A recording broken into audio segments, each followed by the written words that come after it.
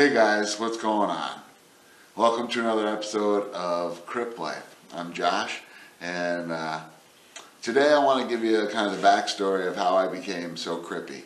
And just as a disclaimer, I consider myself crippled. I call myself a handy crip or a crip. My email and my Instagram is one hip crip.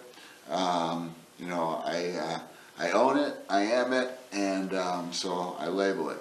But today I wanted to give you guys a little backstory on, how I got to be so crippy. 2007, it was June. I was out with my buddies going on a motorcycle ride, and we were down in Pennsylvania. I live in New York State, not the city, but Western New York State out in the country. And we'd go down to Pennsylvania to ride. We rode sport bike, and we loved the roads down there. They were in good condition. They were very twisty. We were all in it for the leaning it over. I was in my mid-30s at the time, with all older gentlemen who were in their 40s and 50s for the most part. And we were safe, we weren't riding wheelies, raising hell all over the place. But this one Sunday afternoon, we were on our way home, just about to get to the main highway. Well, a guy in a Jeep decided not to look left. He pulled out in front of us. There were three of us. My buddy Mac was in front. He was kind of on the yellow line. We all rode staggered. I don't remember exactly. This is what I've been told, because I don't remember anything past lunch that day. I had my injury. My buddy Mac was in front, and apparently he was able to. He laid his bike down. Not sure if he got hit by the front bumper at all. But I know he laid his bike down. And then I was in the middle, and I usually rode on the white line, and we were just starting into a left turn. So I was starting to come over towards I didn't hit the apex on the yellow line, but close to the apex of the center of the turn.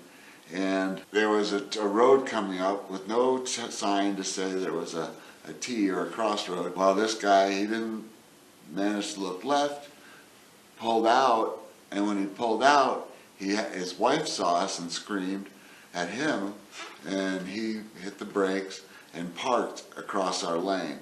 Now, we were in a 55 lane zone, and we were probably doing 55, maybe 60. We weren't pushing it or anything. We were just running down the road like most people do. Well, I had nowhere to go, and I went into his side door. From what I gather, I railed on my brakes because the lady behind the guy who I T-boned was his mother, and she said she thought I was doing a wheelie, when in fact I was doing a nosy. I put my arm up like this because I noticed on my helmet, after the fact, I looked and there was blood up the visor and over the top of it, and I just about tore this hand off in the accident. Well, I'll get to that here in a minute.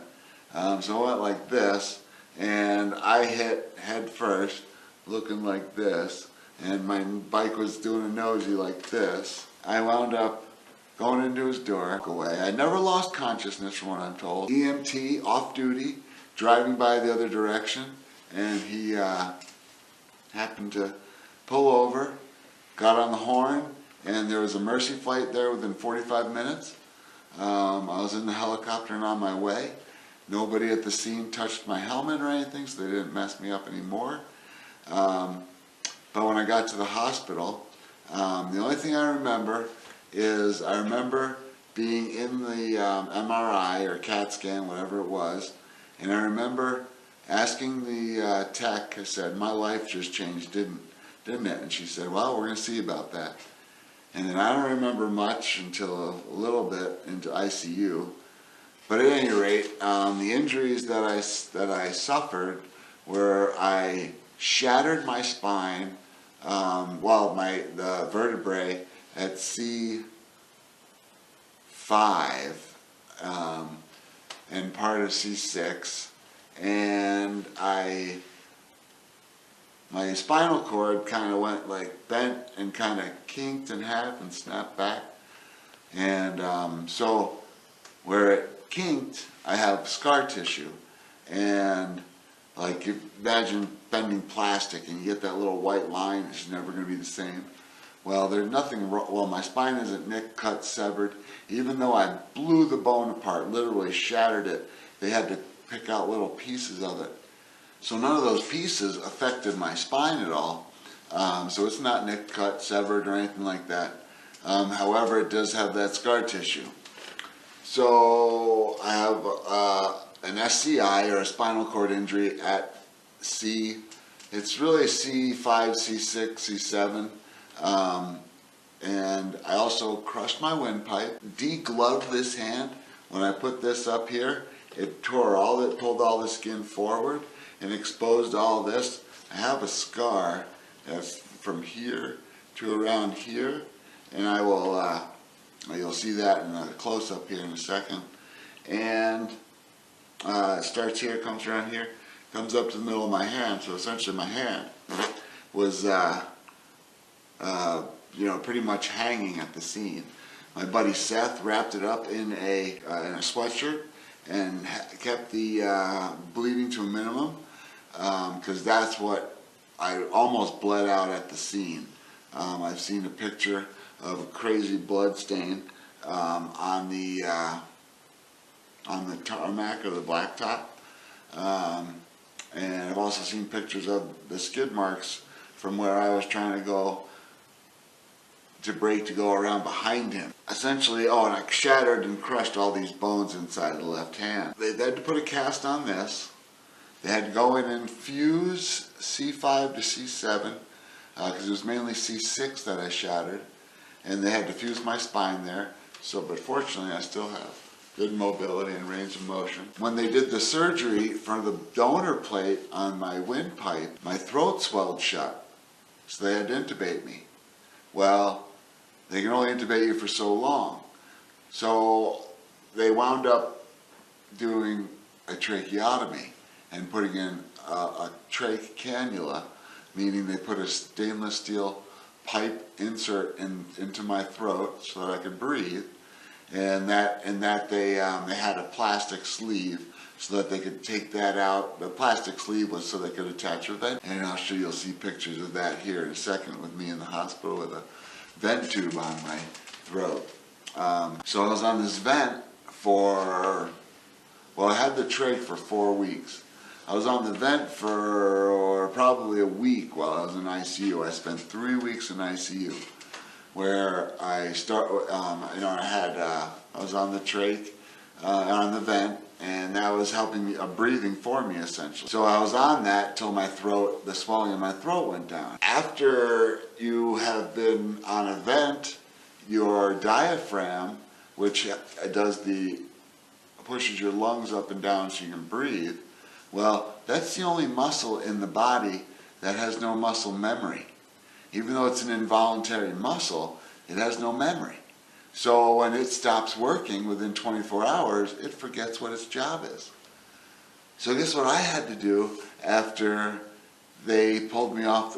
They said, okay, it's time to wean you off the vent. Oh, wean me off the vent, what does that mean? What does that mean? That means that we're going to pull this off and you got to figure out how to breathe again. What do you mean? 34 years and I haven't thought about breathing ever. Ever. Do you ever think about breathing? Oh my God. So they put me in this room and I go in with a breathing specialist, and he says, okay, listen, we're gonna take you off the vent, and what you need to do is you need to focus on trying to breathe. So the first day, I don't even make it a half hour, but I figured out how to do it, and it scares the hell out of me, because just think about it. You never had to think about breathing. It just happened. The next day I go in and I have to learn how to breathe. And he says, okay, today we want to shoot for at least double what you did. Okay. So I start breathing, and I get to an hour and I'm like, okay, I'm doing good. I can do this. So I said, listen, I'm just going to try to go as long as I can. So I went 7 or 8 hours that day. Well, that was kind of a mistake. I exhausted myself, and the next day I could only do like an hour. But after that, over the next course of a few days, I built it up to where I could actually breathe on my own and I was breathing fine through a hole in my throat, and I couldn't talk this whole time because there has to be, you have to be able to, when you talk, you have to be able to shut off your airway so that the vocal cords can resonate. And with a hole there in your throat, you can't do that. So for weeks, I had a board that somebody would have to drag their fingers across with the letters of the alphabet, and I would blink or nod my head when they got to the letter I wanted. They would write that down. And then we go to the next one, and the next one, and the next one, and so on and so forth. And then they would spell out what I wanted to do. And then, but some people, like my wife, ex-wife at the time, wife at the time, she could read my lips. My sister could read my lips. And friends that could read my lips. My mother could not read my lips. It was so frustrating for her. I figured out how to breathe again, and they could put a little plug in it. I forget what they called it, but they would put a plug in it. Oh, they put the plug in, and I could take a breath in and talk on the breath out. And then I'd take a breath in and talk on the breath out. And there are times when I get tired, when I talk a lot, like I am here in this video, it kind of, makes me tired. 3 weeks in ICU, and then I went on to spend 6 weeks at a rehab hospital. I went to one hospital first, Mount Sinai in New York City, because what we found on the internet, the information looks fantastic. Well, it wasn't so when we got there. Nurses with horrible hygiene and a physical therapy program that seemed antiquated. So we got out of there quick and went to a rehab hospital in Schenectady, a place called Sunnyview. After Sunnyview, I spent 3 months in a nursing home. I will never go back to a nursing home. Now when I'm old, I will roll my wheelchair out in the woods and I will just die. I can't imagine that we house our elderly, we disrespect our elderly by putting them in such institutions. I was in a good one, and because I was coherent and I knew what was going on, I could voice my concerns. Some of these old people who are out there, with dementia and whatnot, they don't know what's right and what's wrong. These people are being taken advantage of. Oh my goodness. So if you know somebody that's in a nursing home, go today and visit, and go often, so that they feel loved, and so that the staff also knows that somebody's there watching. Because if nobody's watching, nobody's helping these poor elderly people. Oh, dear lives. Finally came home to a home that I designed and built. Well, I got 90% done. Fortunately, I had friends and family that finished up the last bit, and then it took me 6 years to get my garage built into the room I'm in now, my music studio. And I have a recording studio. I used to play these guitars behind me, the drum set next to me. I have a recording studio and I work with students at the local high school. And I also love music, so I have a radio show, so I'd love it if you would check me out Friday nights, 5 to 7 Eastern Standard Time.